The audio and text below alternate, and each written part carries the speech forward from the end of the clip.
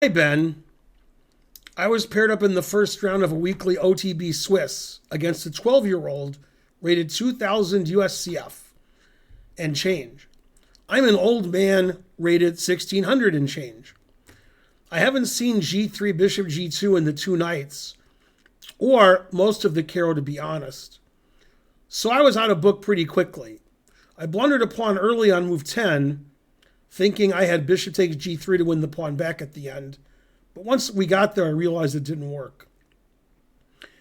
Tried to defend, but eventually a combination of time pressure and worrying I'd get overrun if I gave them infinite moves to improve their position led to me changing the structure in hopes of counterplay. By move 35, I was on increment and blundered a queen promotion and resigned. Mainly wondering, one, what should I be thinking, worried about against G3, Bishop G2 in the two knights? Two, is E takes D5, Queen takes E7 a better plan for black? Purely because white no longer has the two bishops? Or something else in addition? I didn't like the idea of having an isolated queen pawn and further liquidation of the board while down a pawn. But the plan I took didn't work out either. Okay, black is 1636, white's 2065. This was played at the Berkeley Chess Club Championship in round one of this year.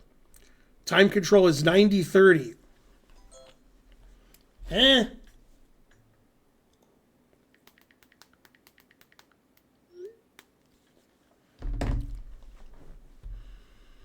Okay, our hero has black.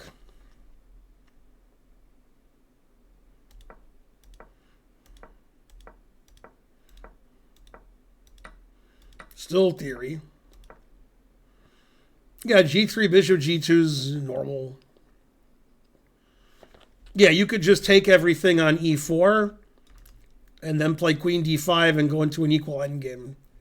It's one way to play. So like takes here. And this is pretty equal. Not much going on. E6 is fine.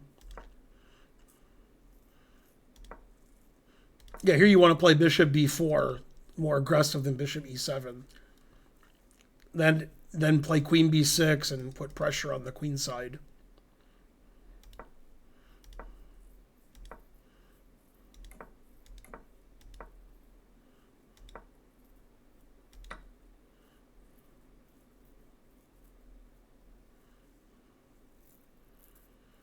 Yeah, so that just wins a pawn, I guess. So here you could take or play Bishop C5 and not lose a pawn.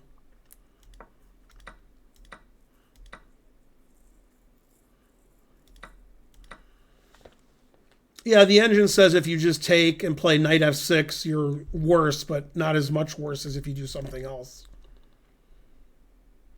The isolated pawn's fine because you're stopping his two pawns and you have a half-open C-file. I mean, you're a pawn down, so it's still bad.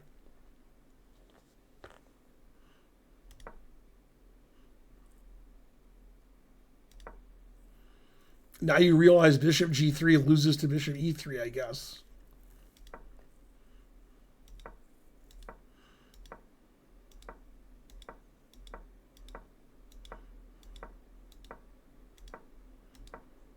This is all fine. Just you're down a pawn.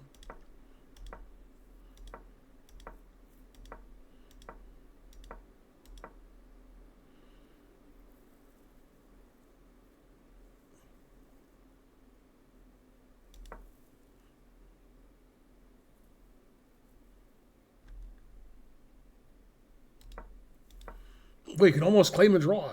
Almost. Yeah, E5's okay.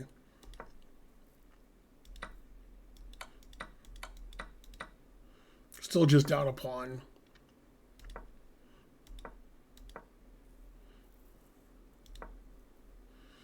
Yeah, here you want to trade bishops because him having the two bishops is good.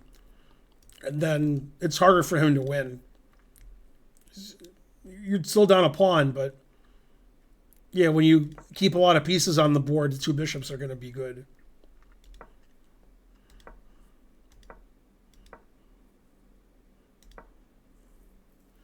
I'd probably trade queens if I was white. Yeah, that's what the engine says. Then move my king up. Give him an isolated pawn here.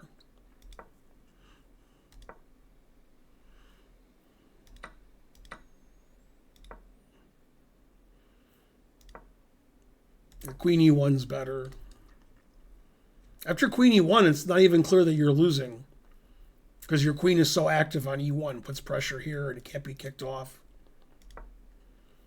Now he can play king g1, and he couldn't play that if you played queen e1.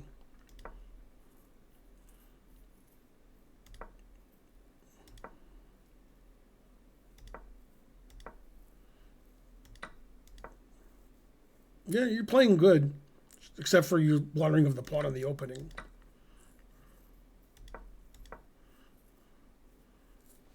Now you have to play queen e7. It's the only move. Ooh, you can't do that because he queens. Yeah. Yeah, you were playing on increment. If you play queen e7, you've won your pawn back, and then you're going to play knight e8 next move, stopping his pawn. And then it's equal material, and you're worse because his passed pawn's better than yours. It's on the 6th rank, and yours on the 2nd rank. But, yeah, queen e7, knight e8 has good drawing chances. Basically, you lost a pawn, then you played fine. And then here, if you play queen e7 and defend perfectly, very good drawing chances. But after a5, he queens. Then the drawing chances are less. 400 bits. Anyway, you played fine other than losing a pawn and not playing queen e7. The rest of the game, you played better than your rating. Yeah, then you resigned, I guess, because queen d8 and, yeah.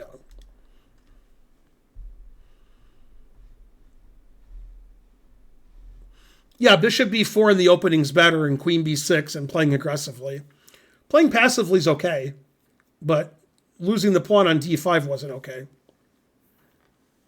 Anyway, a pretty competitive game for such a rating disparity.